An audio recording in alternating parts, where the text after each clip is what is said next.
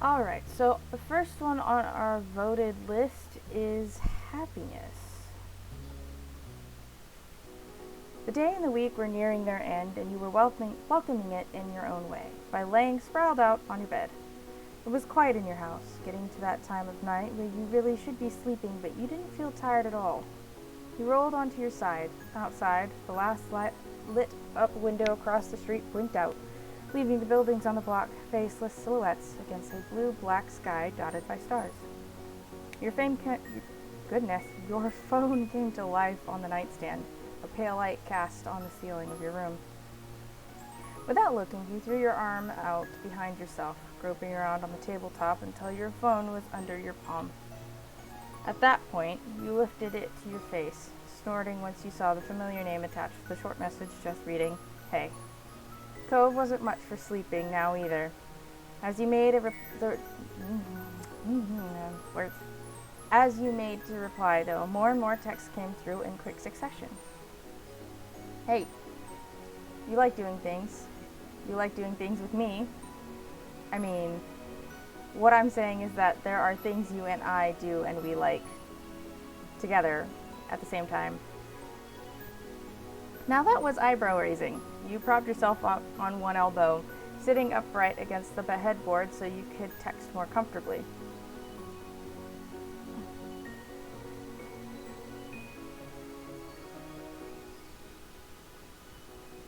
You're right about that. I do like doing things with you together at the same time. The typing indicator dropped off, and a notable pause followed. You snickered into the palm of your hand. It wasn't hard to imagine Cove red-faced, pushing his screen aside in sheer embracement and then scrambling in the dark to find the phone among the folds of his bedsheets. You soon heard from him again, though. "So, for what I was saying, you're free for a while, right? When's your next shift?" "Not for a while, I think." "Cool, I thought so. I was just making sure. All right." You could almost hear Cove's intake of breath as he prepared for the next part, despite the conversation being text alone. The window of your message app might as well have been a screenshot. You were left to keep track of the passing seconds with the raising and falling cries of crickets outside. When your screen darkened from inactivity, you wondered if you should do something yourself.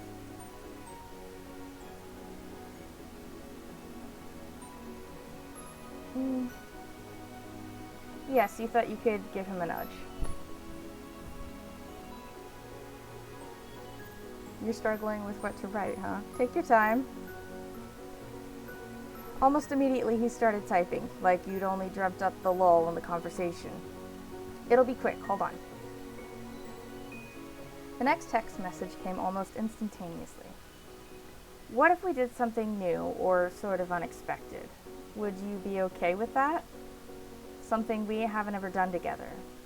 You lowered your phone, leaning back against the headboard as you thought it over. The streets outside your window looked different at night, but you knew that if you were to wander out, there would be no chance of you losing your way. There wasn't a single inch of your neighborhood that you didn't know by heart. And everywhere you looked, from the grassy hill behind your house to the shops by the beach, you could recall a time you'd been there with Cove, mostly just chatting as you walked together. You didn't mind everyday things like that, but as for something new or unexpected...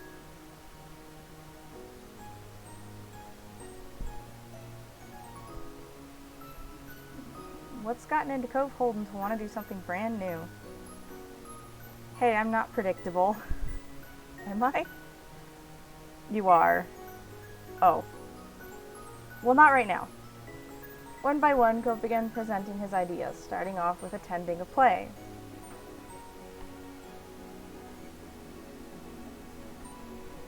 "We've watched TV together and movies, but real people performing in front of us. We've never done that. I'm not sure what plays exactly are on right now, but that adds to the unexpected factor." There was a slight pause before Cove moved on to the next plan, visiting an aquarium. "That makes sense, right? We go to the beach and stuff. We're pretty close to the water. But going to the aquarium would be water in a whole new way. The third and last idea was one of the most out of the blue. Ice skating." "Ice skating?" It was total wild card, as Cove was putting it, and the polar opposite of what the two of you normally did. However, it was fitting right in with the other options as something you had never done together. Let's say if, hypothetically, someone wanted to surprise you with an unexpected outing. Would that be okay? You couldn't help but smile fondly at that, wondering to yourself who that someone could be.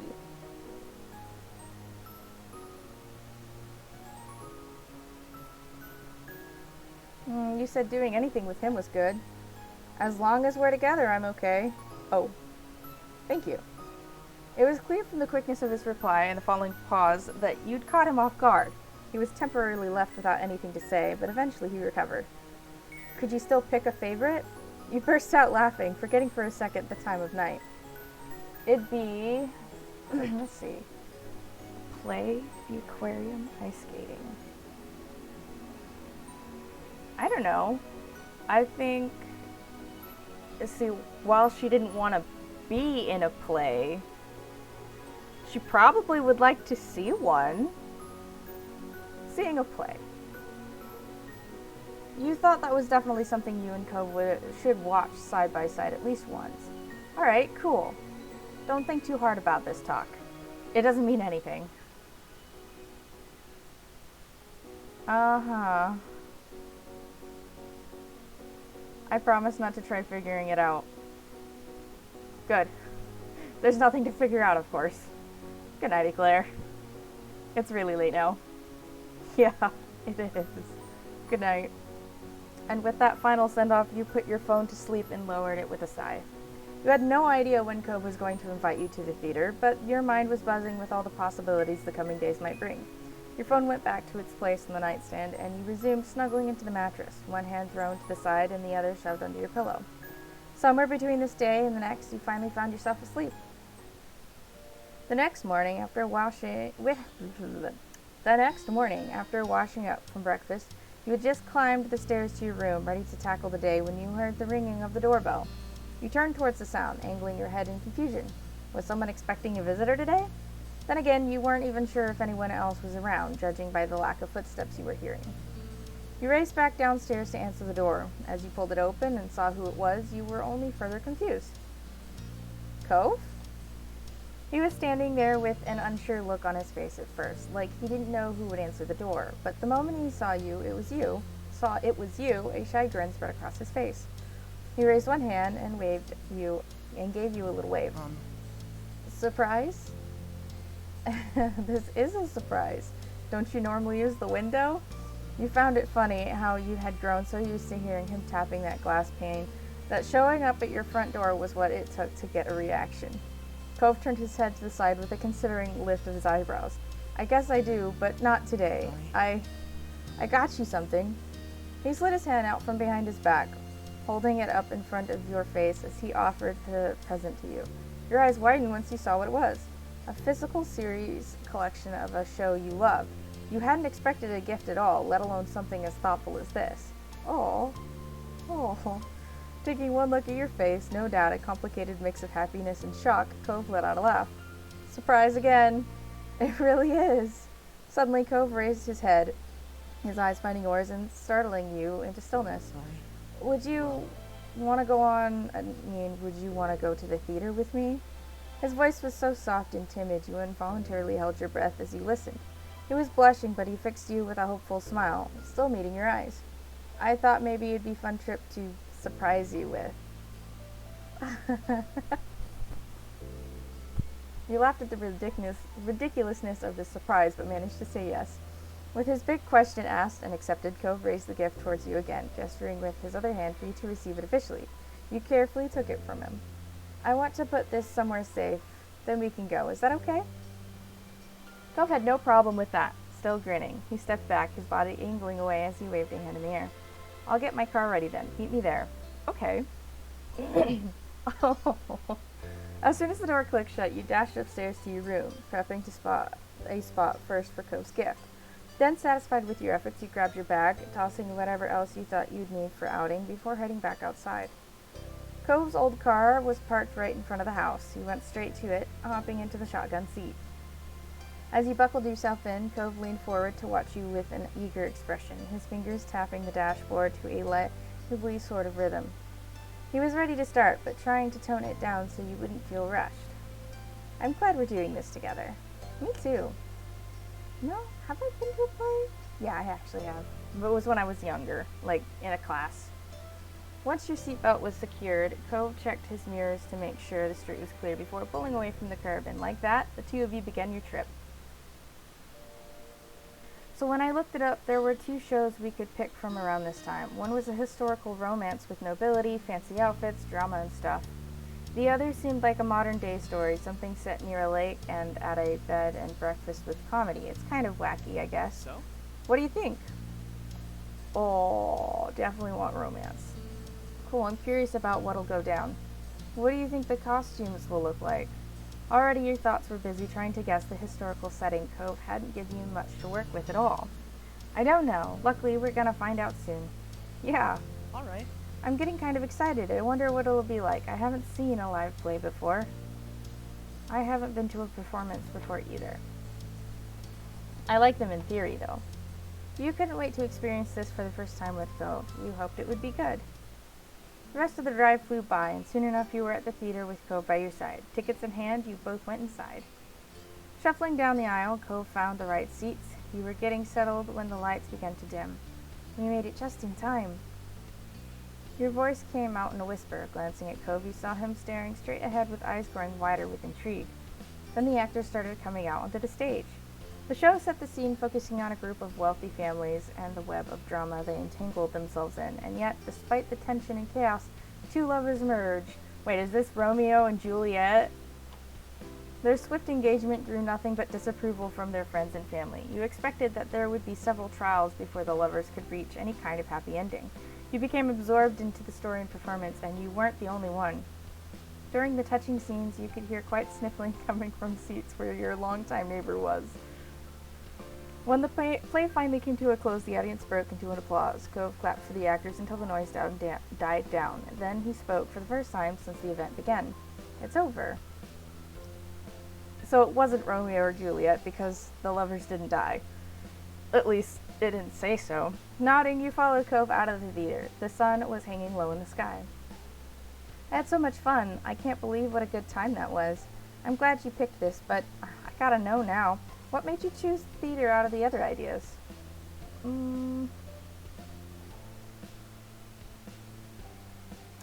I've always wanted to do this. Oh, cool. You could tell Cove was feeling pretty pleased with himself by the way his eyebrows rose and his smile curved.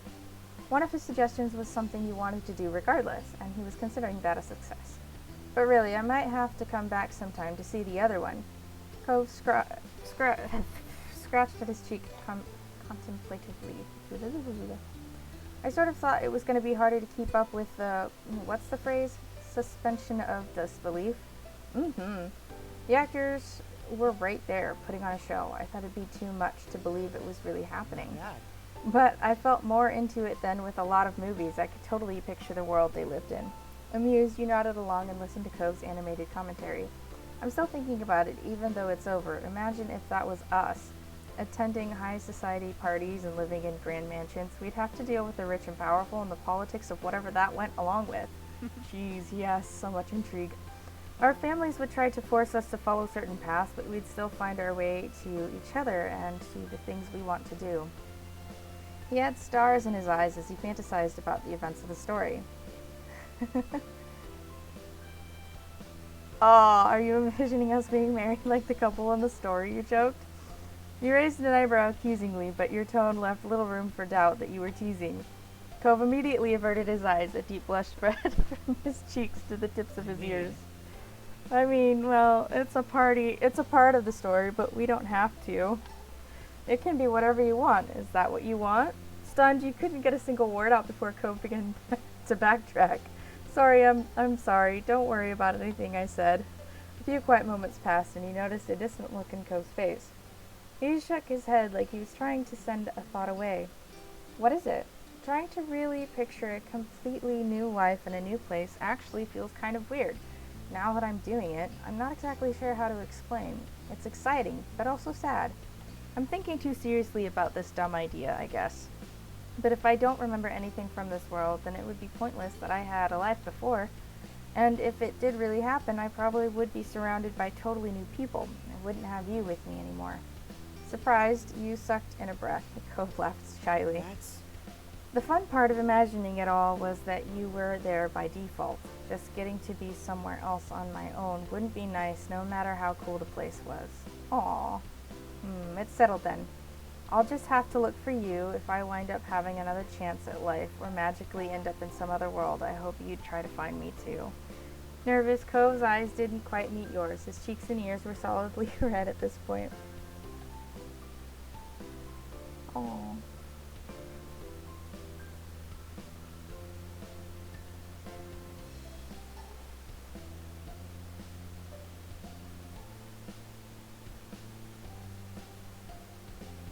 I'd find you. It's obvious. No amount of space and time can stop us. Thank you, Eclair. In that case, it'll work out after all. Definitely. He took a deep breath and stretched his arms high over his head. He then turned his head to your direction and pointed with his thumb to his car. We better get back to our real world now, huh? It's getting late, and I think we're the only ones still out here. You spun around, getting a good look at your surroundings. Cove was right. All the other cars that were out here after the show ended were long gone. Yeah, we are. It surprised you how much you really lost track of everything for a while. You even failed to notice how dark it was until now. Come on, let's go home. After that, you made your way into Cove's car. He set course for your neighborhood. Your legs felt stiff from standing still and talking for so long, but it was worth it. Away into the drive, Cove glanced towards your direction. You stretched your arms as you shifted in the seat, waiting patiently for him to say what was on his mind. So... I know this was unexpected, but thanks for coming along.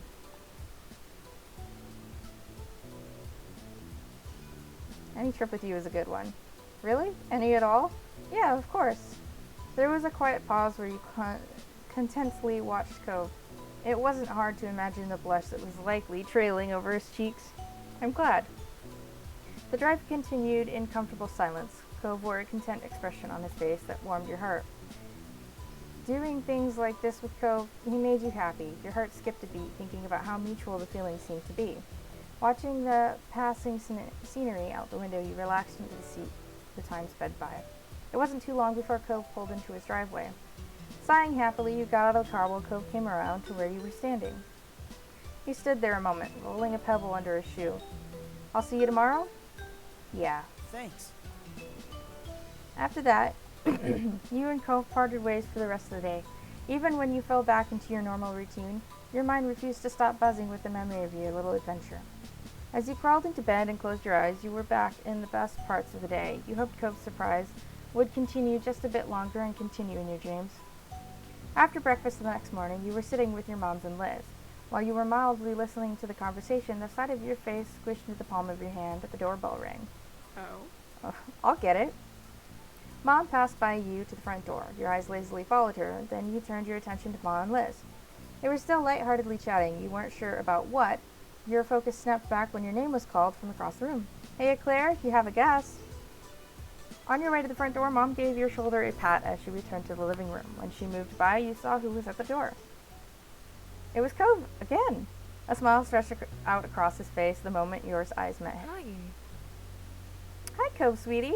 Instantly, you looked over your shoulder to see Ma several feet away, but within eyeshot of the door. She waved. When you faced Cove again, he was looking at the ground shyly. It reminded you of the last time you had seen him the night before. That was all the push you needed to step outside, closing the door behind you for some privacy.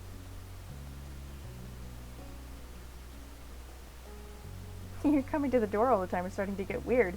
You realize how ridiculous that sounds, right? Yeah, I know. That doesn't stop it from being true, and you're the one who made reasonable actions unheard of. Cove's mouth pulled into a bent smile, and he shrugged. Then Cove chuckled awkwardly. It didn't quite meet your eyes as he pulled out another gift from behind his back. Surprise, want to go to the aquarium with me? What? You blinked and then switched to staring at him in bewilderment. Cove's eyes narrowed conspiratorially. The real surprise was that I'm going to invite you to all three places. You never had to choose only one. I just needed to make sure that they didn't sound completely terrible. The longer Cove spoke, the quieter his voice became. He shyly scratched at the side of his cheek. And to check if you'd be free, so surprise again. Aww. You're so sweet. Thanks. His face grew red with a blush. Shyly, Cove looked away from you. Oh, do you like what I got you? Cove nudged the present in his hands towards you, hoping that you'd take it. Until now, you hadn't completely registered it. It was the carefully chosen ukulele case. Ooh. Aww. Well, you're definitely full of surprises all of a sudden. Cove watched you nervously, like he wasn't completely sure if you meant it as a good thing. You gave him a grin as you took the gift. I'm looking forward to finding out what else might happen. One step at a time. Are you going to accept the other part too? Yeah, I'll go to the aquarium with you. Elated, Cove bounced a bit on the toes of his feet. You could feel the happiness radiating off of him in waves. Thanks for coming. I'll be in the car. You can go get ready. All right. You sped back inside and spotted your family still sitting around the table. They all turned and smiled at you. So, what's the plan for today? At that, you froze mid-step. Not a single word was coming to you. So instead of letting them watch your face grow redder, you bolted up the stairs. The soft sound of their laughter followed you to your room. It didn't take you long to get ready and dash out the front door. Cove was waiting for you as promised, and you both set out for day 2 of his surprise outings, and this time it actually was a surprise. You settled in fully for the trip out to the aquarium in the city. It'd be a bit of a drive, but you didn't mind. You made an attempt to start a conversation. It's kind of funny we've never done this before now. Why haven't we? Probably because I've never thought about going to the aquarium with anyone before this. Really? You've never gone to the aquarium ever? Yep, that's right, never. And not just this specific one either. I haven't been to an aquarium, period. Wow.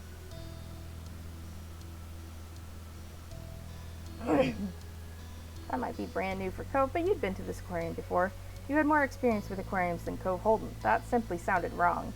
Do you not actually like them? Cove tapped the tips of his fingers against the steering wheel, his face scrunched in contemplation. When I was growing up, my dad did try to take me. I'd never been before because it was so little. I said no.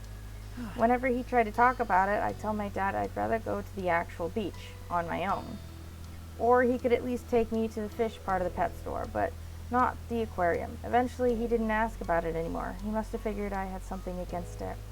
When he stopped mentioning the aquarium, I stopped thinking about it. It just never came back to my mind. His expression shifted to one of bemused confusion. The thing is, I don't know what I had against it, if I did have a problem. Maybe I didn't like the idea of seeing water I wasn't allowed to go in, or to meet fish I could never bring home. That sounds like the kind of thing little me might have gotten upset over. Or maybe I just wasn't okay with doing a new kind of trip. It'd be to someplace new and with only my dad. Mom wouldn't be there anymore. I guess that might have made it seem not worth doing right off the bat. That's 8-year-old me for you. Cove shook his head with a pained smile. Then his tone dropped to a distant whisper. It was only when thinking about stuff I could do with you that I finally remembered I could go to an aquarium. Oh. He pulled his mouth into a bent smile and straightened his shoulders. He didn't want to bring the mood down. It all worked out in the end because I got to really surprise you with the news, huh?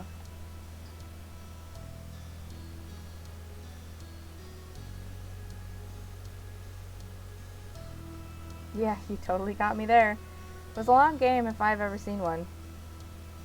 The conversation continued on with idle chatter about what you'd do when you get there. Then the large angular building decorated with ocean-themed cutouts came into view. You'd arrived at your destination. You hopped out of the car and headed over to the imposingly large guest entranceway. Cove's head swiveled around to let his curious eyes take in every view, and you weren't even inside yet. You could see the realization of what he'd been missing out on dawn on him in real time. Cove bounced on the balls of his feet as the two of you stood in line to get tickets. His excitement continued to build. When you finally were face to face with the tanks, you could hear Cove quietly gasp from your side. He briskly took some large strides to get further into the room and to get closer to the glass barrier. There he stood still. After taking a moment for himself, he whipped around to look at you. Cove was outright vibrating with excitement. Look at that face! His mouth opened in a large smile, but all that came out was teeth-squeaking giggles. It bubbled over into a full and giddy laughter before he was able to speak in earnest. Each word was full of joy. It's amazing! I love it here! Of course you do! There's no way someone like you would hate a place like this. You cheer back without hesitation. Yeah, the aquarium is great. The two of you wasted no time before rushing around the place. You weren't every which way across the aquarium. You viewed all the tanks from his tallest of heights on tippy toes as well as crouching as low to the floor as he could manage. Your exuberance was just as bright as his, buoyed further by how happy you were that he had found such happiness. You beamed. After making an entire trip through the whole building, you and Cove finally slowed the pace down. You had arrived back at the original viewing room. It was a good spot for a break. Cove stood quietly near the tank in almost the same spot as he had when he first took in the view. Somehow that moment already felt like a long time ago. You weren't sure if he was feeling the same way. Cove simply watched the watery world inside with open fondness. He wouldn't get tired of that view ever, and you were certain of that. You walked up to stand by him, taking in the same otherworldly experience of having a sea right in front of you. Suddenly, Cove swallowed hard, your head tilted. He wasn't looking at you. His eyes were glued to the vast ocean view in front of him. But his bright red face reflected clearly on the floor-to-ceiling glass pane, separating aquarium goers from the water. You couldn't understand. Nothing had happened. Then realization came. This was Cove. He was flustered because he was thinking about doing something. Cove always got that way when he was mentally building himself up. You immediately averted your gaze, as though you might be caught watching something you weren't supposed to see. You would simply let Cove have a moment. Hopefully, he'd be ready to talk again soon, you thought. So there's a lot of fish in here, huh? Yeah. His mouth clamped shut after those vague, stuttered words. You could feel a tension growing. After a breathless pause, he spoke again. You know, if you were a fish, you'd be an angelfish, because you're an angel. Cove pressed his forehead against the glass with his eyes wide and gazed down as he fervently refused to even peek at what reaction you might be giving. He was blushing wildly, feeling unparalleled embracement over the line he just dropped. He smiled adorably while watching him. He was too cute. It was unreal.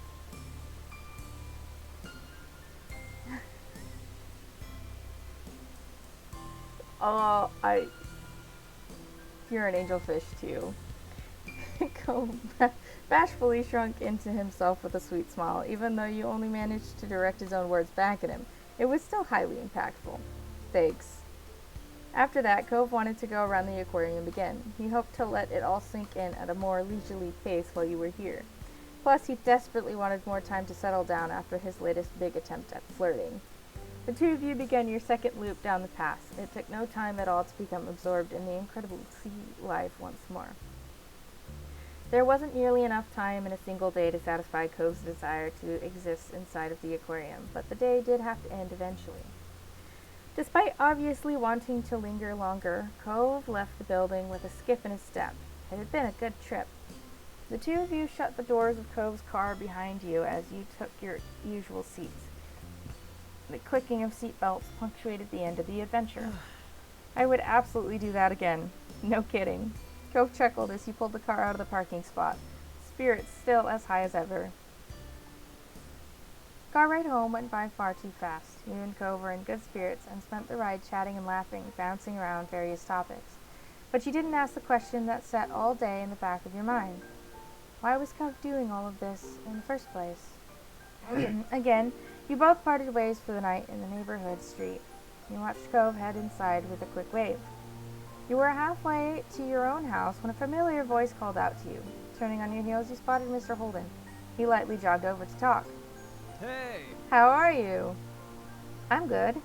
Great, I was just getting home from work. What are you up to? Or rather, what were you up to today? Me and Cove went to the aquarium. You did, huh? Sounds fun. You nodded and smiled softly, but didn't have much else to add. It got quiet. Mr. Holden frowned. He rubbed the back of his neck and studied you for several silent moments. Right, so, Claire, what's going on there? Something is going on, isn't it? Oh, wait, what makes you ask? There's not a problem, right? So... I'll answer your question if you answer mine, deal? Sighing, you nodded. Mr. Holden was probably the only person who could give you any solid insight to what Cove was doing. What's the story? The truth is, Cove's been doing a lot for me lately. Way more than usual. For 2 days in a row now, he's planned a special outings and gifts, too. I don't know why. Cove's father nodded contemplatively. He accepted the situation easily. That actually makes a lot of sense, considering... Hey, is this something secret you shouldn't be sharing? Feeling some tension, your teeth sank into your bottom lip. On the other hand, Mr. Holden chuckled. If it's supposed to be a secret, Cove's been awful at hiding it. He's doing it out in the open, so I don't think that's what he cares about. Your head tilted just a bit to the side as you watched Mr. Holden. You were honestly curious what his side to this was. As long as it was all right to hear, you wanted to know. There was a pause. He was unsure of what to say next, or how to phrase it at least. Honestly, I've been the littlest bit worried about Cove lately. He's gotten really up in his head about something. But it's not exactly a bad thing. It's tough to know how to even bring it up. I'm not sure if I should try to have a talk about it. The longer he spoke, the wider your eyes grew with concern. There was more happening than a few meaningless hangouts. It's okay. He raised his hands in a calming motion when he noticed your reaction. Let me explain. I noticed Cove's been getting lost in thought more often recently, and he sometimes has his laptop out in the living room. He leaves it laying around on the couch or puts it on the coffee table. I have a clear view of it from there, and I can obviously see him looking stuff up on it. Cove keeps searching one phrase and different words of it too. Then he'll spend ages clicking through the linked results. The line is, how do you make someone happy? Just that again and again.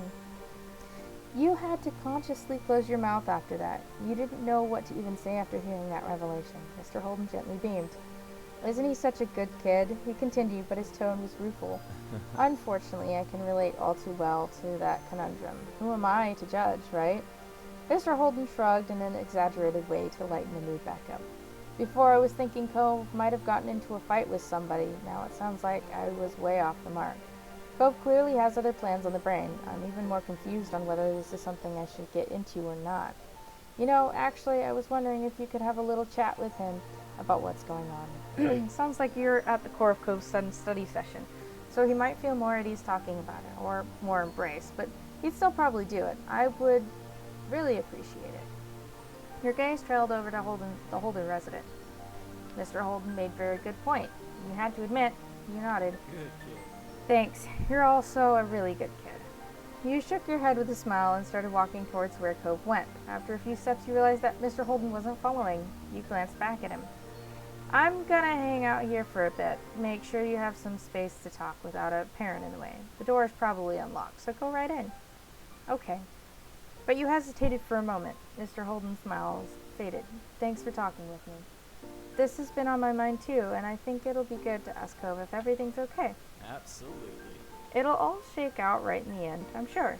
Mr. Holden grew much happier than he was a moment ago. Feeling ready, you turned right around and went into the house. Hey, Cove was sitting on the couch with his aforementioned laptop open. He peeked up at you with a puzzled look, and then it melted into a smile. I thought you were my dad. Did you forget something?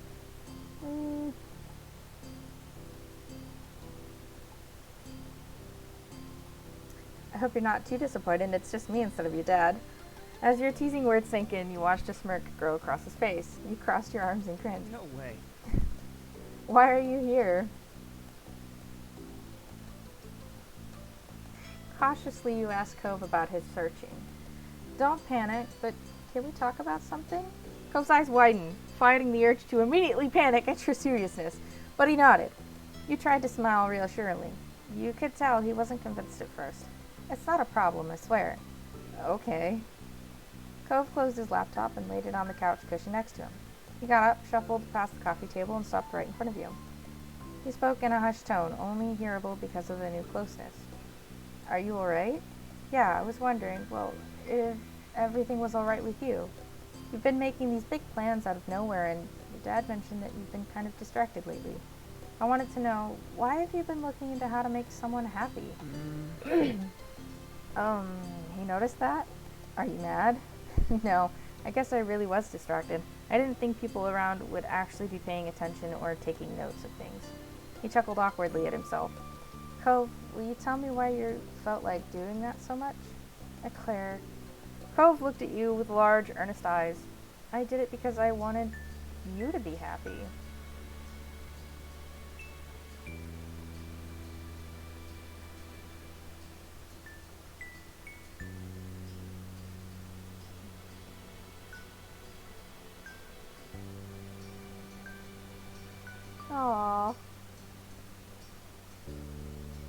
mean, I'm not really stunned by it, but she might be.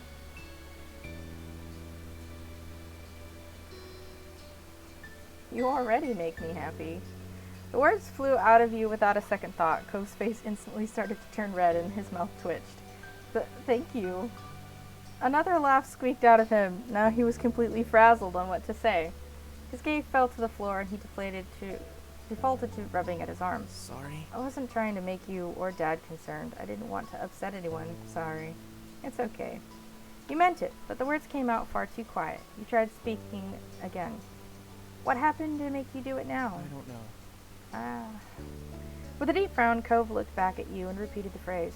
Each time the inflection was different, like he intended to say something different, but was coming up with the same non-reply.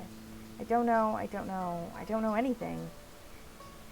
He ran a hand through his hair, trying to understand his own motivations. I guess maybe with everything that's been happening and everything that's coming soon, it's just kind of hit me that we're neighbors.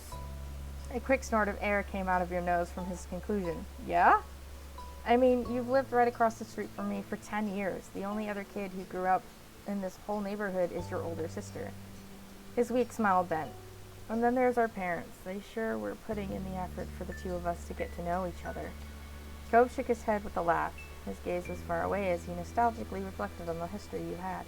Basically, everything in our lives was set up for us to be together. It was always effortless. And why not? It practically went without saying that we'd be around each other, but it won't be like that forever. Our parents can't always be there to arrange things. We can't live in the little world of this street forever.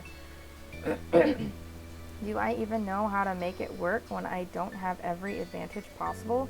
I've made you happy in the past, but could I keep doing it? What even is it that I do that makes you happy?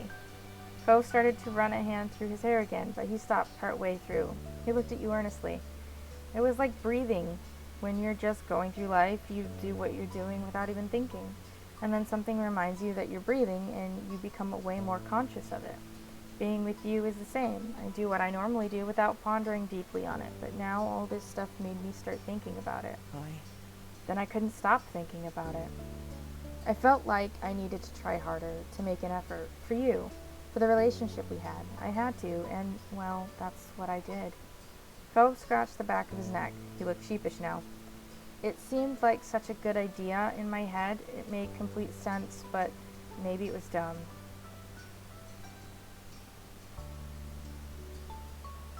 You threw your arms around him in a hug.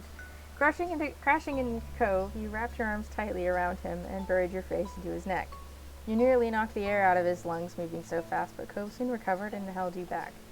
Stepping back, you took a deep breath. Cove shifted how he was standing and watched you bashfully.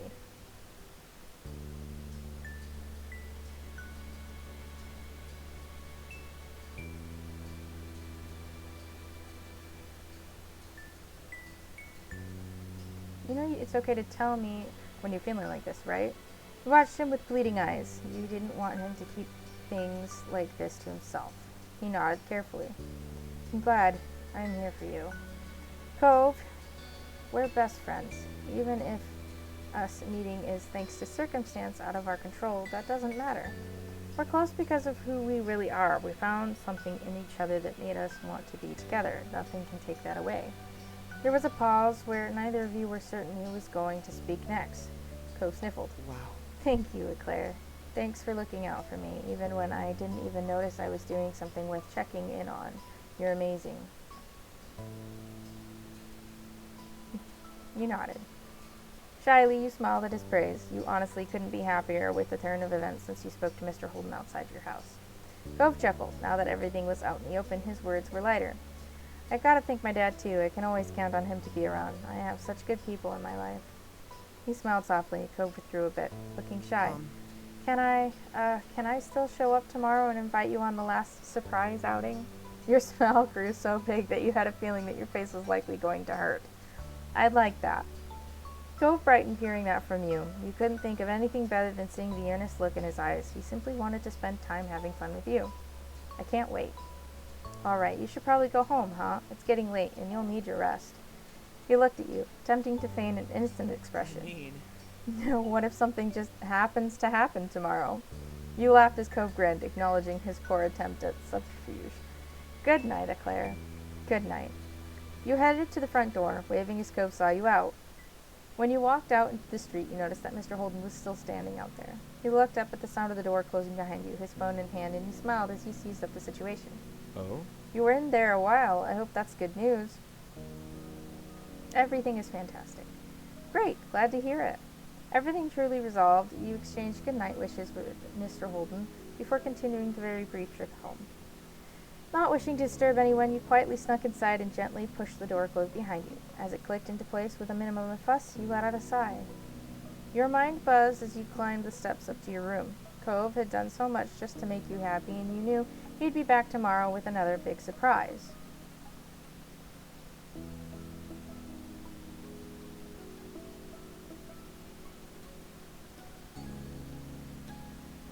You wanted to prepare a gift to surprise him with, too. Cove had brought you 2 gifts already, and odds are a third was coming. It was time to turn the tables and have something ready to give him. At this hour, that was easier said than done. Most stores were long closed, and Cove would be here bright and early to surprise you tomorrow morning. That ruled out purchasing a gift the way that you'd done for you. Luckily, you'd known Cove long enough to see a solution to this problem. Your neighbor was always a happy boy when he was given food. You were sure you could wrestle something fitting that description out of the kitchen on your way or another. Feeling invigorated, you spun around and sped back downstairs. It was time to put your plan into action. You were going to find something he loved that didn't need preparation. While your taste didn't always match perfectly with Cove's, you were sure that he would be some kind of snack here that would suit his wide palate. You built a collection of the nicest fresh fruits in the kitchen had to offer, carefully bundled them in a box so it would be easy to grab in the morning. The vibrant colors set together beautiful, ready to bring a smile to Cove's face. You knew he'd enjoy snacking on this selection. You dusted off your hands, satisfied with the job well done. With your mission accomplished, you headed back up to your room. You took the steps slightly, feeling buoyed as you imagined how happy Cove would be with your unexpected gift. Cove was working so hard to make you happy. You dearly wanted your friend to be happy too. You could only hope your efforts would work as well for him as his plans were working for you. You were up early the next day, ready and waiting for Cove's inevitable appearance. The gift you'd arranged last night was ready for you to grab as soon as he showed up. Your ears were perked, listening for the doorbell, but instead, what you heard was a familiar rapping on the window pane. There was no need to look to know who that was. Only one visitor used your window as his personal entranceway. Getting up, you headed over to let him in. You gazed into your neighbor's face as he unfastened the window. As you unfastened the window, opening it wide, he smiled at you, still crouching in the window ledge. Tired of using the front door already? Cove's laugh was as airy as the cotton candy sold on the boardwalk. He was in good spirits. Surprise. I'm really keeping you on your toes. What will I do next? He waggled his eyebrows at the joke as he stepped back to let him enter the room. Today he clambered through with extra difficulty thanks to the object he was clutching securely. You guessed it was another gift. You really didn't need to bring me anything else. Though you were sure Cove must have planned this long in advance, you couldn't help feeling like you were doing something wrong by taking so much. His presence was already a present in itself. Cove smiled bashfully, glancing down at the item in his hands before holding it out to you. With a bit of flair, Cove clinked together 2 mugs, like he was giving a toast. Both cups were stamped with the Sunset Bird town symbol. One for you and one for me. I thought it'd be pretty fitting, considering how big of an impact this town has had on us. His eyes were trained on you, searching for your emotion on it. I hope you like it. You shook your head affectionately. Only Cove would come up with a gift like that at a time like this. He simply grinned at you, as if knowing what you were thinking. I definitely like it. Then you accepted the thoughtful present into your own grasp. Only once he transferred ownership and cemented it with your approval did Cove straighten up and pull himself together. Okay, well, would it be alright for me to take you out today? We could, I don't know, go ice skating? He smirked, already anticipating that you'd say yes.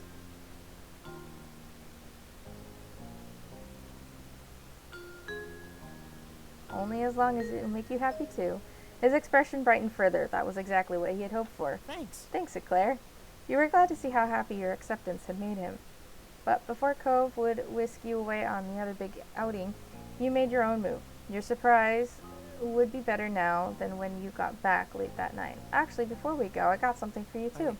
What? Really? It was amazing how surprised he was. Cove had spent 3 days raining gifts and special trips on you, but he hadn't at all counted on you doing something in return.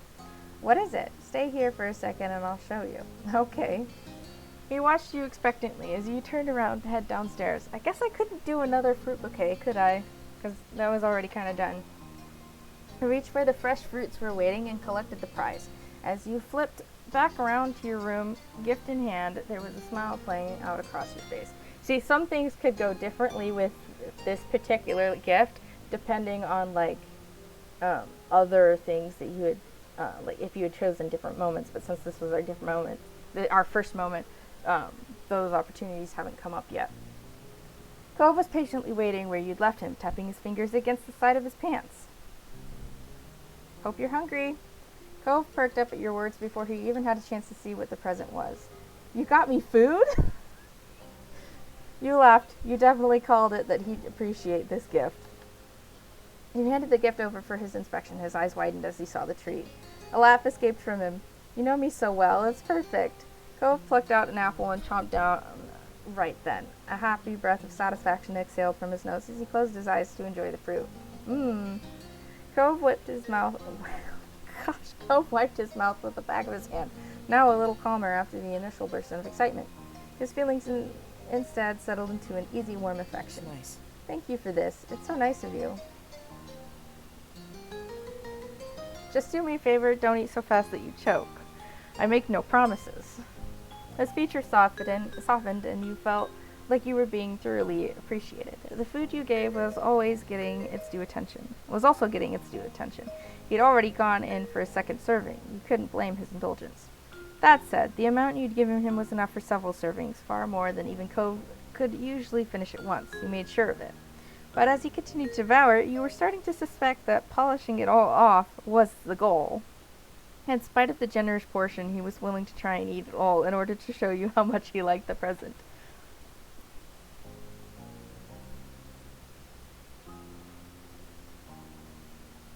It's okay to save some for later, I don't mind. You could tell that he wanted to show how taken he was with the gift, but you'd not presented it to him as a challenge to be overcome. Cove finished his current bite and let out a satisfied sigh. Alright, I'll stop for now. There's other stuff to do, and I can have more later. You smiled at him, relieved that your gift could be enjoyed and not inhaled. You rubbed your hands together before piping up. We can do your surprise now, too. Cove laughed. Yours was a better surprise for sure. It was a real one, but yeah. He grinned broadly, as if the exchange had fired him up even further. I'm definitely gonna take you out now. Cove offered you his hand. You welcomed it. You took his hand in yours. Palm to palm, Cove squeezed your hand before heading out the door, guiding you along. Hand in hand, you wove down the stairs together, out of the house and into the neighborhood. Cove's car was parked nearby. He unlocked it, allowing you to reach your regular spot in the passenger seat. Cove paused to put what remained of his present safely away before hopping into the driver's seat. You set off, beginning your trip to the third and final activity of Cove's grand happiness plan. Now that you were sitting down for the drive, it felt like a good moment to regain your bearings. You shrugged your pack into your lap and began thumbing through your things to make sure that in your hurry to leave, you hadn't forgotten anything important.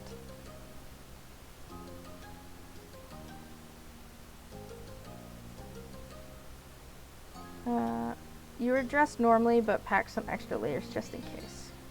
With the jacket stuff in there, your bag had taken on a lopsided sort of bulk, awkward to carry around. You zipped it closed again, and Cove began to speak, raising his voice to be heard over the ambient noise of the car ride. So... Ice skating? This is gonna be crazy, having fun with water that's frozen? Unheard of. He chuckled at his own joke, and you shook your head at him, though you couldn't help grinning at his silly comment. As you looked at him, you caught a glimpse of the back seat. It was empty, which wouldn't be strange any other day. You didn't bring a jacket? Nope, you know I hate extra layers, and there aren't any parents around to force me to do it now. You're probably gonna regret that once we get there. Cove's eyebrows knitted together as he began to pout. I'll be fine. He stayed firmly in his seat, showing no sign that he was going to change his mind. Skeptical as you were, you said nothing more on it. You laid your arm against the window, the scenery outside passing by in a blur, until finally you arrived at the ice skating rink. The two of you grabbed your things and got out of the car. A wave of heat so thick it felt like you were swimming in it hit you as soon as you set foot onto the sun-hot asphalt of the parking lot. Cove fell and stepped next to you, dragging the back of his arm across his face. You and Cove exchanged looks. Well, here we are, his tilted smile seemed to say. The skating rink was a large building of glass and concrete, with its name plastered in simple white letters above its entrance. The nondescript flat rooftop-style architecture reminded you a bit of the local mall. You went in. As the door slid shut behind you, you heard Cove's sharp intake of breath. You glanced over at him, seeing that stunned look on his face, his lips drawn tight in a frown. It's really cold in here. We talked about this exact thing a minute ago. I'm just not used to it, is all. Who do you think I am? I've lived in beachside California my entire life. I'm not the Ice Master. Ice Master, if this way of approaching this outing hadn't been so absurd already, that would have sounded ridiculous. Cove had his bottom lip stick out and his arms wrapped around himself in childish defiance. How about you? How are you feeling? Wish I brought even more layers. Not just for yourself, but for Cove. You had your jacket zipped up all the way, but you felt chilly just seeing him huddled into himself and shaking like that. It's so cold. Your neighbor shuddered dramatically, almost retracting his head into his shirt in his renewed effort to keep warm. You held on him for mutual warmth. You awkwardly shuffled towards Cove, peeling your arms off yourself and linking them around him instead. For a second, his body went even more rigid, but he quickly relaxed and gave you a self-conscious smile. Thank you. Thanks, Eclair. I'm happy too. His shy chuckle shook through his abdomen. He felt it in the side of your body right before he put his arm around your waist and pressed you closer, an unspoken sign that he had no problem with it. Like this, the two of you ambled over to the rental counter together, a slightly awkward process that had you unsure if you were going forward or sideways. Clark ended up giving you two funny looks over the top of her glasses as you went through the process of paying for admission and finding skates in your shoe size. But throughout it all, Cove didn't shiver once. Eventually, you had your skates. It was a particularly well-worn set. Still sturdy, but where it had once been blue was now faded, and where it had once been white, it was now closer to tan. With some time and a low bench, you both were set up with rented shoes and now stood by the opening to the rink. It was an oblong shape, surrounded by a paneled wall with rails. You were a little amused to see that there were others dressed in t-shirts and shorts, and you turned to Cove to point it out. The answering laugh that came sounded a little distracted. Well, here we go. Tentatively, he took one step out into the ice. The series of movements that followed were reminiscent of a jack-in-the-box, swinging back and forth on its spring. You thought you might laugh, but it died in your throat when, for one heart-lurching second, Cove's upper body tipped forward at a 90-degree angle. His hands shot out, slapping against the ledge running along the plexiglass panels on the side of the rink. A relieved sigh left both you and him. He was mumbling to himself as he craned his neck back. He must have caught the alarm on your face, because he gave you a smile as shaky as his footing. I'll make it work. You'd never been ice skating before now either. You came forward to join him, and you were a little shaky, but you managed to catch yourself. On wobbly legs, you somehow made your way over to Cove. He looked at you with an understanding smile.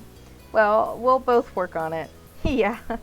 It's kind of amazing we're seriously ice skating right now, but this is what we decided to do. I should stop being surprised over everything.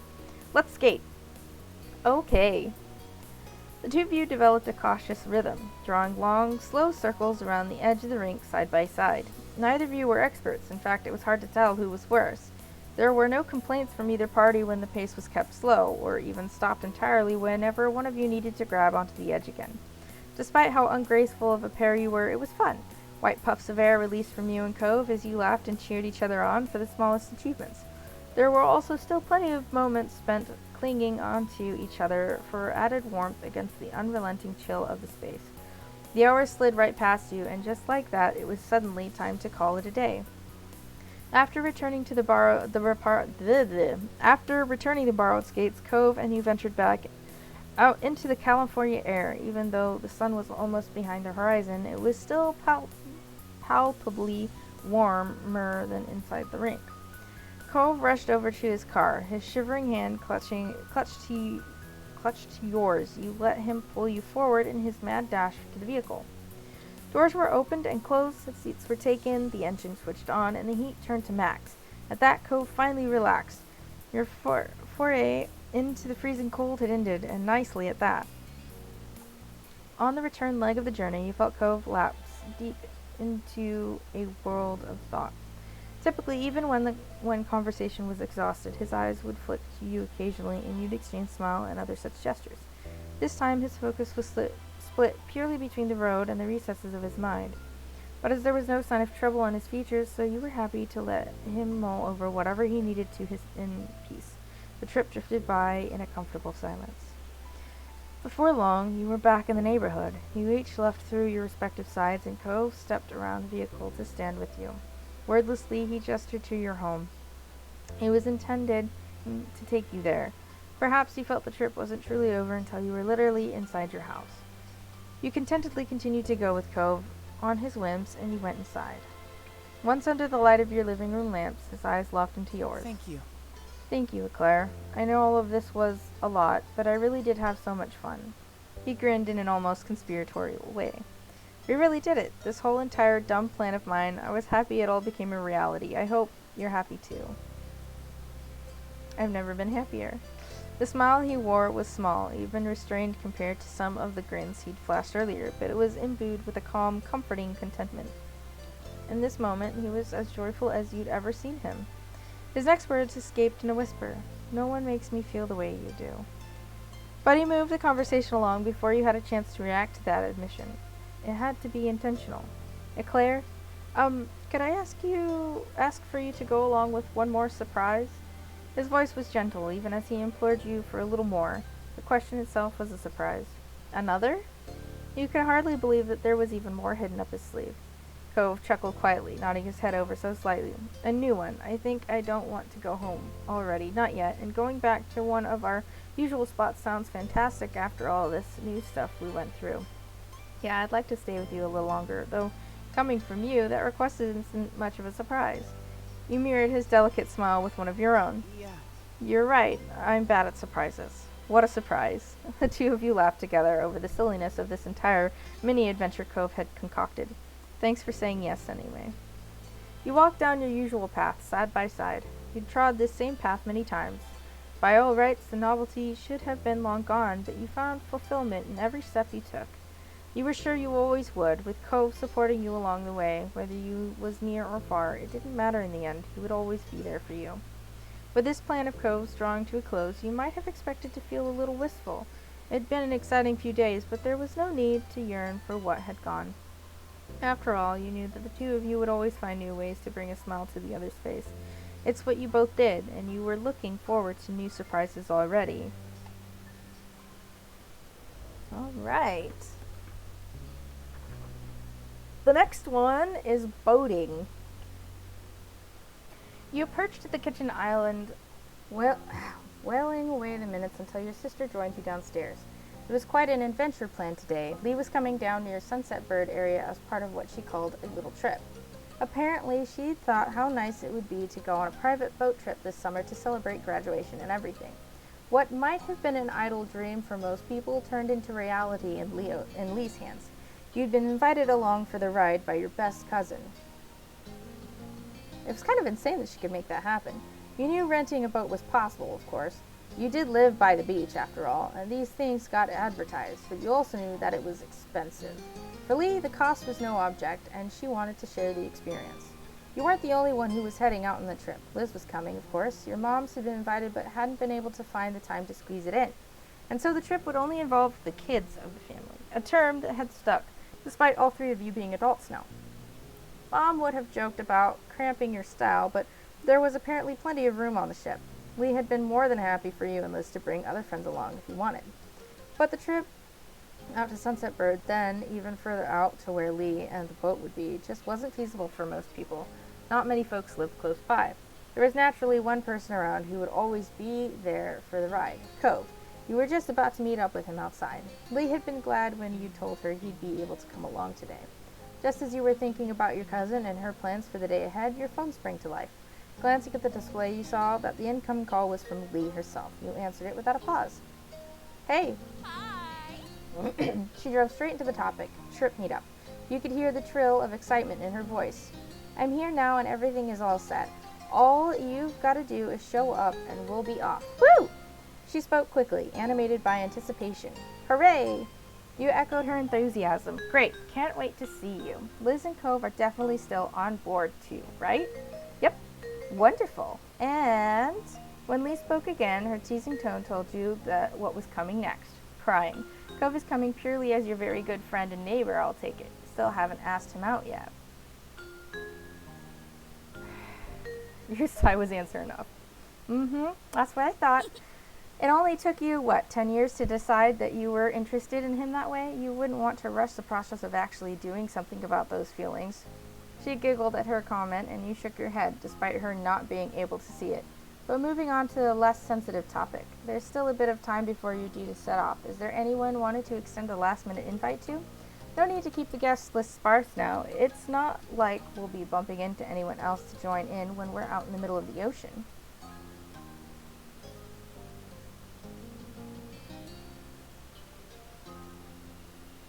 Well, there's a new guy around. I think you might like him. Oh, you'd better invite him then. Okay, I will. I don't know if he's free, though. I'll let you go. I have to if I want to see you here in the flesh. She uttered the last words dramatically, making them sound more like a threat than a statement. Laughing, you shook your head. Lee chuckled along down the phone. Bye, Lee. Bye. Now that your attention was free, you looked over to the stairs to see if Liz had emerged yet, but there was still no sign of her. You figured you might as well go out and see if Cove was ready in the meantime. Besides, you needed to stop by Baxter's place to invite him along. Liz would catch up, you were sure. You called up the stairs to let her know. Liz, I'll be outside. Okay. With that, you hopped off the chair and headed out of the door. A sunny day greeted you. Shielding your eyes with a hand, you admired the sky. It looked like good weather for heading out into the water. That was something. You heard your name called and turned automatically. Cove was the source of the call. He was standing halfway between his own house and yours. He waved at you as he walked over.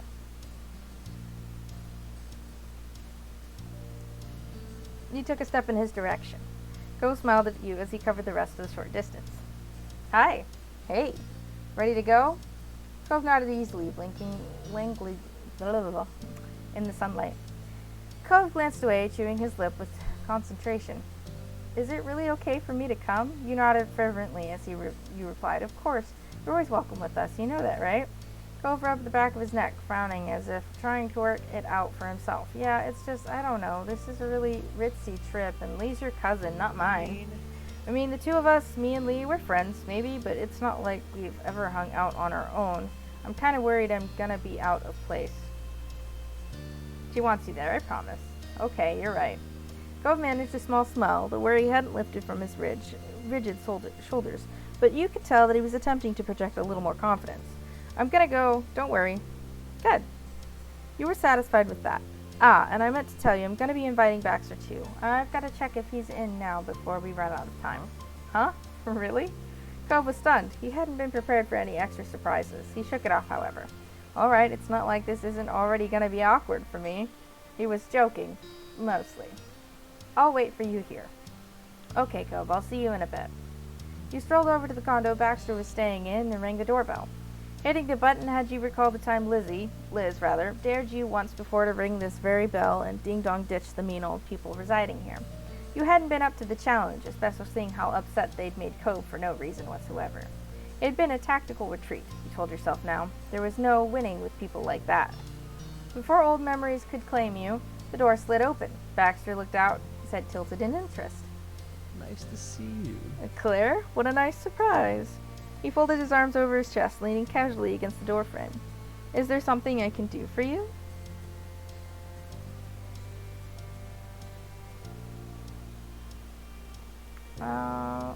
So the thing is we're going on a sort of trip now. You could come if you wanted to. His eyes widened only briefly before resting back to his usual languorous expression. He looked surprised. It was either an impressive show of restraint or Baxter's life involved more impromptu boat trips than yours. Perhaps both. I can do that. I'd love to. You're free today? That's great. To your surprise, Baxter's mouth curled into a little smirk. My schedule is always open for improved itinerary. I'm flexible, remember? Oh.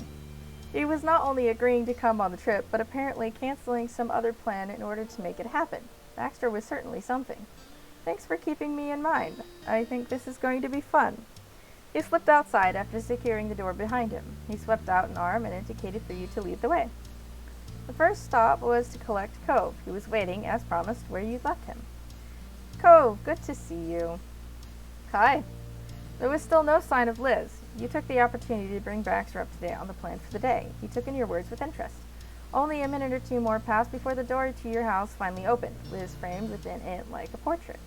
Unlike you, she had no need to shield her eyes with a hand in order to protect them from the sun's bright rays, as her hat was performing the job admirably. Spotting you, she headed straight over. She smiled warmly at you and Cove as she approached. Her attention then promptly turned to the group's new addition. It's nice to see you again, Baxter. Oh!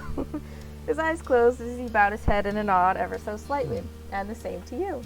Living on the same street had given Liz and Baxter the opportunity to get to know each other over the course of the summer. Though she'd spent less time with him than you had, you'd anticipated that she wouldn't object to him tagging along on the trip. I asked him to join us today. Just as you expected, Liz didn't have much of a reaction to the change of plans. She merely raised her brow. Oh. I feel like you and Lee will become fast friends, Baxter. You laughed, having thought the same thing yourself. Baxter smiled politely. With that, your little group piled into the car. It had been decided in advance that you'd all be heading over in Cove's car. Then you set off for the journey down the coast to where you'd be meeting Lee. You wound down to California shoreline, with sparkling ocean waters on one side and craggy cliffs on the other. The world blurred by until eventually you made it safely to the large harbor. It was a far grander scale than the one near Mr. Holden's shop. Boats 2, 3, even 5 times larger could fit. Liz took charge from there, calling up your cousin to guide you the rest of the way. Lee did her best to explain where precisely the boat was docked. Given that she was doing it without saying where you were, and that it was an area she was only slightly familiar with herself, she did a pretty good job. It took a bit of fumbling, a little retracing of steps, as your cousin and your sister had different definitions of orange. That was rusty brown, Liz had protested. But before too long, you heard her voice calling you. Not from the phone in Liz's hand, but over the wind rolling off the ocean. Searching for the source of the sound, you found her on the prow of a ship, jumping into the air and waving frantically for your attention. You'd arrived. Lee dashed from the bow over to the gangway where you boarded one by one. Hi everyone, I'm so glad you got here okay. You could tell, even if she'd said nothing, her bright grin as she saw you all spoke loud and clear. Hi!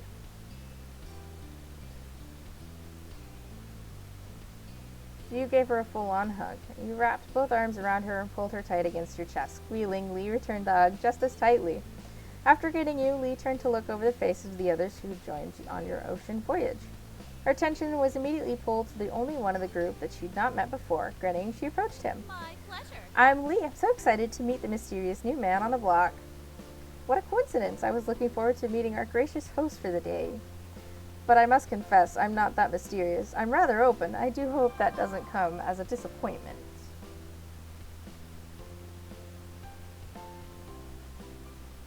Not at all. I can appreciate forwardness. Welcome aboard. With that, she glanced over at the others. Thank you. Lee, thanks again for taking us on this lovely trip. Cove hovered awkwardly behind you and your sister. Even with Liv's broad sun hat, he was too tall and the group too small to hide effectively. He made fleeting eye contact with Lee, then looked away. Thank you for letting me come. The boat is cool. He chuckled nervously. Lee smiled, entertained by his fumbling phrasing. Hi, Cove. She giggled as she spoke, unable to hide her amusement. Cove lowered his head. You patted his arm reassuringly. We're all going to have a good day. Cove smiled weakly at you, his face flushed. You could tell that he appreciated your show of support, but was still embraced about needing the help. The floor seemed to give beneath you. As Lee whooped with delight, you realized that the ship had pulled out into the water. It had been so steady while it was moored that you'd temporarily forgotten you weren't on solid ground. Now, as the boat rocked beneath your feet, there was no doubt you were truly setting sail. The little group dissipated into chatter, or headed over to the railings to watch the ocean. You were ruffled by the breeze, which seemed stronger out in the water than it was back on the shore. The floor continued to rise and fall, reminding you of standing on a bouncy house while others jumped.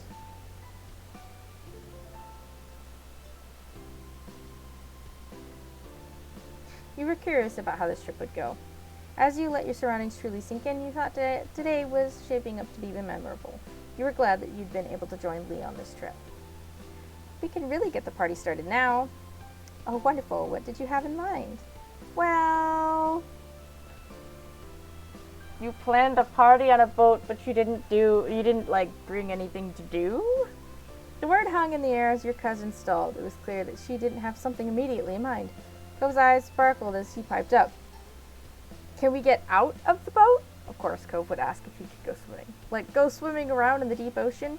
Sometimes you'd swear that boy was part merman, the way he was continuously drawn to the water, but Liz immediately squashed the suggestion. No, her tone left no room for debate. Baxter chuckled, combing a hand through his hair. I'd prefer to stay on board, too. Sorry. It's not that kind of boat trip. It isn't supposed to stop anywhere. If someone did end up off the water, the captain would call the Coast Guard on us. Cove's shoulders slumped at the resounding rejection. All right. Poor Cove. We'll still find something fun to do, Cove.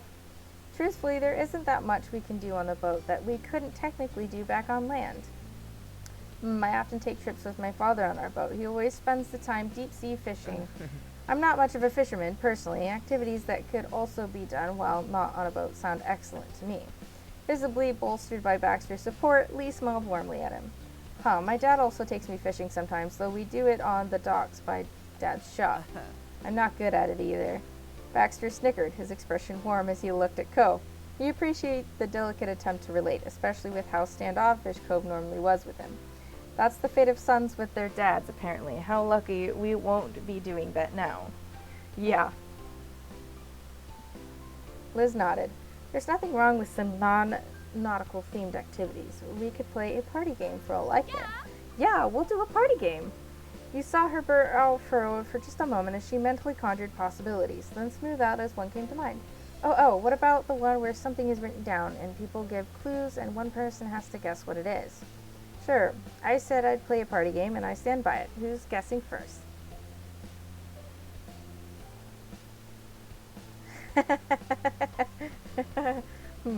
We could have an arm wrestling contest to choose. The others blinked at you as you made your suggestion. Liz's expression was skeptical. And how would we decide who took turns for that? The game that is supposed to decide who's taking the first turn in the game we originally decided to play. Lee snickered, batting a hand in the air to brush away those minor details. Don't be like that. We'll make it work. It's a good idea. More games equals more fun. Together, you agreed on an order to go in for this set of games, and the mini competition was on, with Lee and Liz facing each other in the first round. Liz was triumphant in the first game. The next challenger was Baxter. He and Liz went up against each other, and Baxter emerged victorious. Now he's waiting to see who he would go against in the next round. Meanwhile, you were gearing up for a round against Cove. The winner would be Baxter's opponent. Cove stared at you with narrowed eyes. The minigame might only be a bit of a meaningless fun, but Cove meant business. You and Cove took opposite-facing seats at the deck, and the others looked on. You locked your hands together, ready to begin. All right, on three. Cove frowned as he stared at your locked hands, summoning up mental as well as physical strength. 1, 2, 3. Your arm tensed as you pushed against Cove's. You were met with resistance. Cove's hand wasn't easy to move.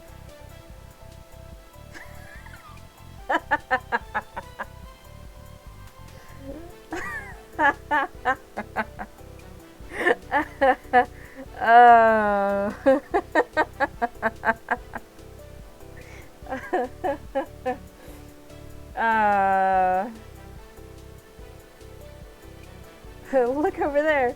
Cove wasn't so easily tricked that he actually looked, but the unexpected shout did cause him to stiffen in place. You'd successfully broken his concentration. His arm slackened against yours and you took your chance. With a final push, you slammed his hand down. Cove slumped his shoulders, accepting defeat. You had gotten the better of him that day. His pouting session ended abruptly with a shake of his head as he refocused on what was ahead. Cove stole a glance over at the monochrome newcomer. Then he met your eyes with a complete seriousness. You can beat him. I wonder. uh, You laughed. Cove was so invested it was hilarious. Baxter watched your exchange with Cove and waited until an appropriate moment to approach you. His smile curled. Good luck. Good luck to you. His smile grew wider as he took Cove's former place at the table. Your fists locked together for the last time. Last game. The countdown began, and the two of you threw yourselves into it, pushing with full force against the other. I can do it again! Wonder. Okay. The same trick wouldn't work twice, though. I can't do. Oh, Claire's a cheater.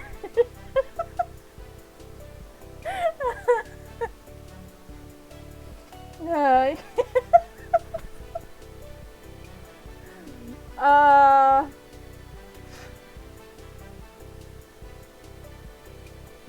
Quick, look over there. There wasn't a ruffle in Baxter's demeanor. The only reason you could even tell he was aware of what happened was the increase in the tightness of his hold. Your distraction attempt was completely ineffective. You gave it your best effort, but a visible bend in your position soon began to appear. You kept resisting until ultimately Baxter pressed your hand flat against the tabletop. It was over. Cove's face fell right into his hands at the call of Baxter's triumph. Baxter merely shrugged with feigned indifference. Well, that's nice. I won. Who would have known? Cove, still pouting, lifted his face just enough to peek at Baxter. Good job. He was willing to concede the win, even if he was sour about it. That made Baxter grin in return. It was a good game. He's so humble. Boo, I was robbed. Just Baxter Ward. Your Baxter win. The unexpected pun made Baxter involuntarily snort in amusement. Thank you, Eclair. Oh, last time I played this one, I had so much fun with this one. So much fun. Lee shot Baxter an impressed thumbs up as Liz chuckled in disbelief. The actual game hasn't even started and people are already getting like this. Her pointed look was aimed straight at Cove, who was still recovering from the shame of defeat. He pulled himself together and completely after that. And hey, Claire, you've never been very good at these kinds of games, have you? Liz slightly left his shoulder for that comment. He chuckled unrepentantly. With a devious grin, Lee picked up a pen and notepad from the bar counter. She twirled the glittery pen with her fingers. Lee clarified the rules after Cove raised a wavy eyebrow. Random words would be written down and folded up to give to another player. When it was someone's turn to be a guesser, they would show everyone else the word, but couldn't look at it themselves. The other players had to help the guesser figure out what the word was without saying it directly. Each person was allowed to say only one clue. After all the hints were given, then the guesser would have to decide. Lee gave each guest at the mini party a piece of paper from her notepad. It was surprisingly thick-lined paper with a little starfish printed at the bottom. She scrounged around to find more writing implements. She managed to dig up a short pencil with an old jelly grip on it, a ballpoint pen with a logo you didn't recognize, and a purple crown. Baxter had a nice pen with him already, so he respectfully passed on Lee's offer. She turned to you. Okay. Here, pick one. I'll take the pen. Yeah. She passed you the pen and then wandered over to Code to offer him the next choice. You had to draw a scribble in the corner of the paper to make the pen work. The ink was a standard blue. After the random selection of words were determined and the papers were passed around, it was time to start. Right. I guess we know who's going now. Baxter fished his paper out from his ripped pants pocket. Wait. Ripped pants pocket and presented it to the group. Loopy handwriting spelled out the word slide. Oh, kids like it. It's for kids. Kids? Lee bounced enthusiastically, holding out a hand to indicate the short height of children. Baxter nodded slowly. It's at playgrounds, but not really small ones usually. The playground around our neighborhood doesn't have it, if you've been there. He shook his head, still perplexed. Unfortunately, I have not. Dang. You've been to playgrounds before, though, right? Baxter had to pause to think on it. He shrugged. Maybe? In my elementary school, I did have recess, but we had sports fields more than traditional playgrounds. For some reason, it's hard to picture you as a little kid. Well, I'd rather you not imagine that, so it all works out. Cove placed a finger on his cheek as he puzzled out the game's conundrum. He tapped his face absent-mindedly. It's slippery. You can't really walk on it. Slippery? Every clue lost Baxter even more. He had no idea what the word could be.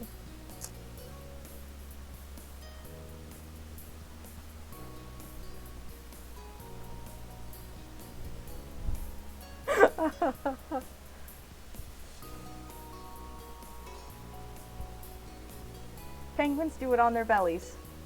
Oh, slide? Yeah, that's it, slide.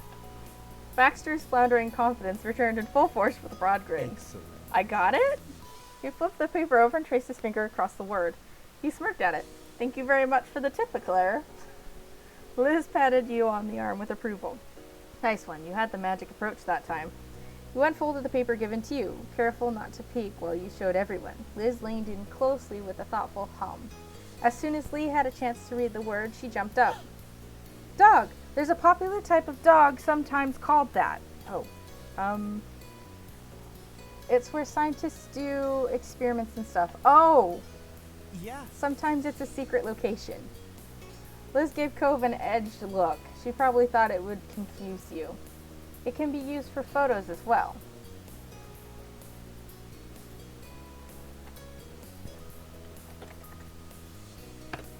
Good. That's it! You got it.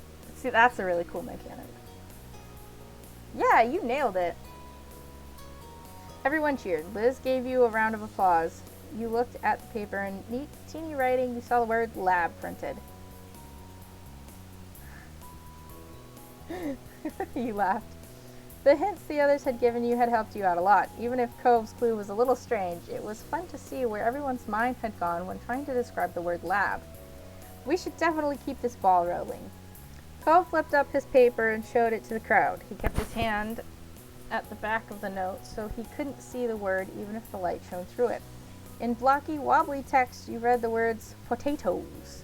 You pursed your lips together as you thought what you could say. Sack! Liz turned her head with an incredulous expression while Lee continued her thought. She jumped up, pointing right at the paper Cove had in his hand. You put them in a sack. I mean, she's not wrong.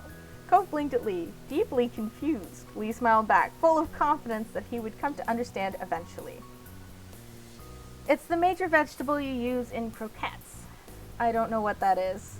Really? Baxter was earnestly taken back, as if Cove just said he'd never had toast before. Maybe we should change that. There has to be somewhere in this town that serves them, right? Liz cleared her throat, saving Cove from having to respond beyond his frown.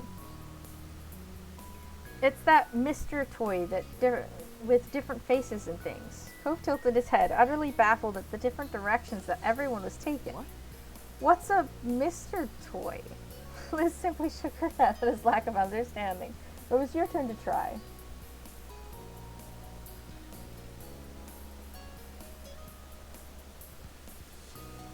Cove, forget the croquettes. French fries. You gave him a look, sending the answer right to him while filling in the blank Baxter had left. Potatoes! Or a singular potato? Yeah. Yeah, you're right. Cove repeated it again with a bright, beaming grin. Potatoes! Cove was so cute sometimes, you couldn't help but feel happy, too, over his victory joy. He held his hand out to you for a celebratory high five. You smacked his hand back. He slapped his hand with a satisfied smack. He nodded, still looking ecstatic. Thanks for the hint. I didn't think I would have gotten it without that. You're welcome. Congrats. Now let's go again. Suddenly the boat tipped forward before rocking back harshly. The ship must have gone over a bigger than usual wave. Liz held onto her hat desperately. Lee laughed at her immediate death grip. You never know what'll happen on the high seas.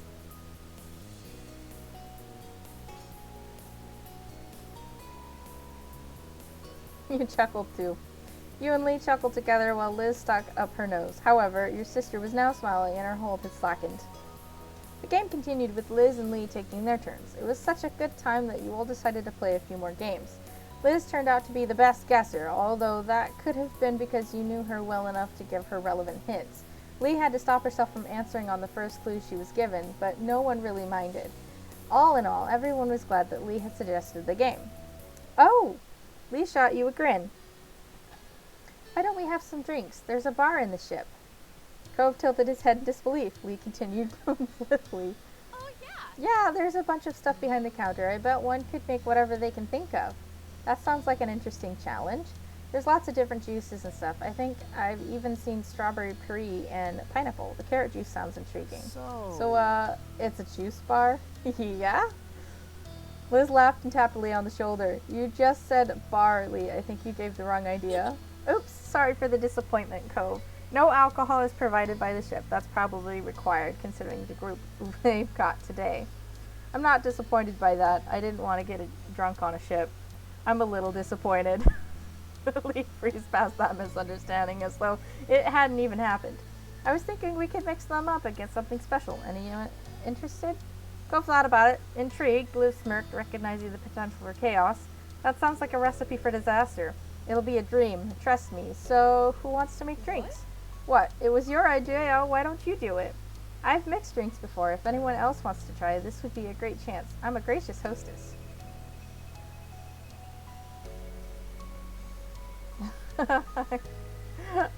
I guess I'll make drinks. Cool, you're gonna create something wonderful. I just know it. You wondered if you ought to ask for a request, but Lee hustled you off with a non-alcoholic bar. No one else followed. Lee gave a brief tour of selection in various compartments before she went back to the tables. She shouted a final message over her shoulder. Make sure there's enough for everyone. She waved, and then you were left alone with the juices. There was a fridge packed with cartons and various glass bottles of juice. Lee had placed a pitcher on the counter for you to mix things into. You stared at the options, trying to see just what you had to work with. There were a lot of choices. You reached into the fridge to take some juice. You grabbed, let's see, orange juice, strawberry, mango, papaya, coconut water. Let's do that. With your juice done, you set out some glasses and poured out some for everyone. You walked back to the others and waved at them to follow you. Your group got up from the lounge chairs they had been sitting on and came to fetch their drinks. Everyone picked up a glass and took a sip. Liz squinted as she took a large swig of juice. She smiled. That's kind of odd, but weirdly in a good way. Right? I agree. It's some nice work. Yeah. He nodded as he took another slow sip. It's refreshing. The little juice experience was a good time, as far as you were concerned. Contentedly, you all stood close together, some still holding their juice cups. Lee's eyes scanned the group, and she giggled. Right? This is so much nicer than having to rely on regular phone calls to catch up, right? Before anyone could respond, Lee's eyes widened. The corner of your mouth pulled into an amused smile. Not that I don't enjoy our chats from afar, it's just more fun to actually be here together. That's fine. We understand, and yes, this is a fantastic little party. Happy graduation, Lee, Eclair, and Cove. That was followed by more cheers in celebration of your high school careers coming to an end. Lee even lifted her glass to toast to it. When it settled down, your older sister had one more comment to add, and no one even had to fight over who gets to use the home phone. Lee threw her head back in a thunderous laughter. The smile widened on your face. I remember that. All the times Elizabeth here was trying to push me into being less Gabby. She needed me to just stop so she could call her other friends instead. Hey, many teens have a too cool for family phase. You're welcome. Yeah, luckily it's all a-okay. I forgive Liz for being a teenager. That got a hearty laugh out of Liz. You caught a quiet snicker out of Cove, too. At least Eclair kept me up to date on what was happening in Sunset Bird those difficult days. I never knew what wild thing you were going to fill me in on next.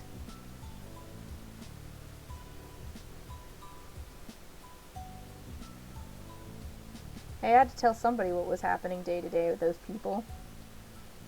Liz and Cove shot you odd looks. They were both trying to sift through their memories for what other things you might have told Lee. You couldn't help but laugh. It definitely is always fun to stay in the neighborhood loop. Then Lee drank the rest of her juice down to the very last drop. She made her way to the table over by Cove and set her cup down. Actually, Cove watched Lee as his mouth pulled into a lopsided smile. Making these juice concoctions reminds me a lot of that smoothie business down at the mall. The one that lets you pick all the fruits that go into it. That was a good place. Yeah, it was the best and exactly what I was channeling when I came up with this idea. I'm glad you caught that finally. Sorry, it can take a while to get things sometimes. You all know that. Too true.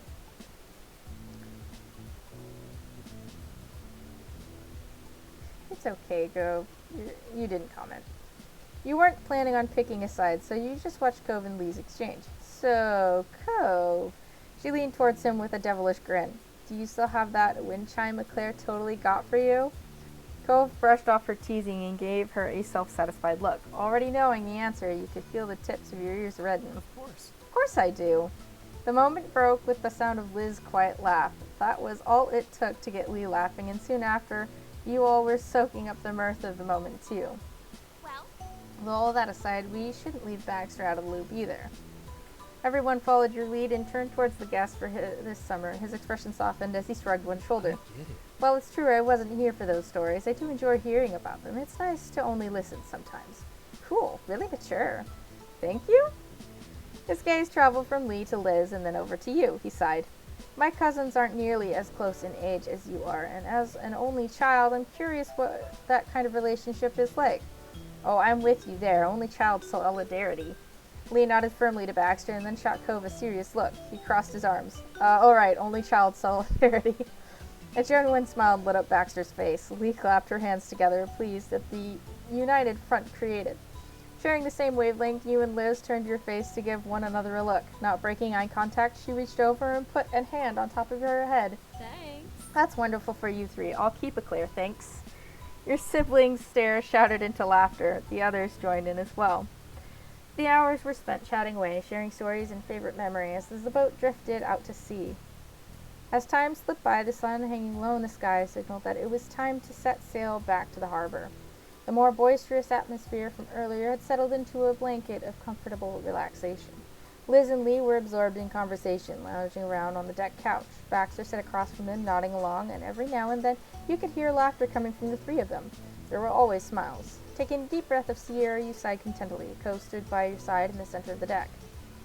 When you were ready, you looked back to the deck at the faces of everyone you spent the afternoon with. You never wanted to forget that view. Then, looking out at the wide open ocean, you committed every bit of a moment to memory. You quietly thought to yourself, today had certainly been an adventure.